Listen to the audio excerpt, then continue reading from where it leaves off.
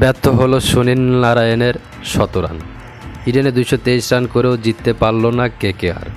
Jos বাটলারের শেষ পর্যন্ত টিকে থেকে রাজস্থান রয়্যালসকে জিতিয়ে মাঠ ছাড়লেন। আরও একটি শতরান করলেন তিনি। কি ফিনিশিং জস বাটলারের! ব্যাটারের দাপট দেখালো কেকেআরের বোলাররা হতাশ করলেন। এই হারের ফলে পয়েন্ট তালিকায় দ্বিতীয় স্থানেই থেকে থাকলো কেকেআর। পয়েন্ট তালিকার শীর্ষে নিজেদের জায়গারও পাকা করল রাজস্থান। ম্যাচ হারের ফলে শাহরুখ খানের মাথায় হাত। দাঁড়িয়ে থাকতে থাকতে অবশেষে বসিয়ে পড়লেন, নাচ থামিয়ে দিলেন। 55 বলে 100 রান পূর্ণ করেন জস বাটলার।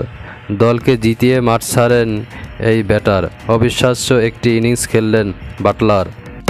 কেকেআরের সুনীল নারায়ণ 49 বলে 100 রান করলেন নারায়ণ। 13টি 4 ও 6টি ছক্কা মারলেন তিনি। কোনো বলারই কি ব্যাট করতে পারলেন ওয়েস্ট ইন্ডিজ এই ক্রিকেটারকে।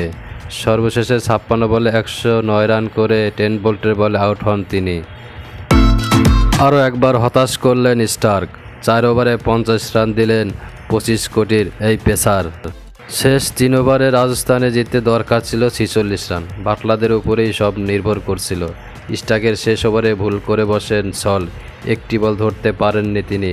হোয়াইট বল বাউন্ডারিতে চলে যায়। সেই ওভারেই আসে 18 রান।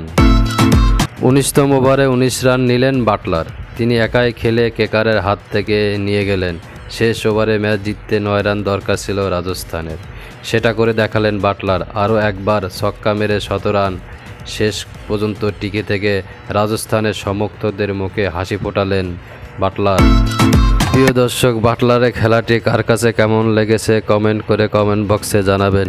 আর যারা আমার চ্যানেলে নতুন, চ্যানেলটি সাবস্ক্রাইব করে পাশে থাকা বেল আইকনটি বাজিয়ে দিবেন। ধন্যবাদ।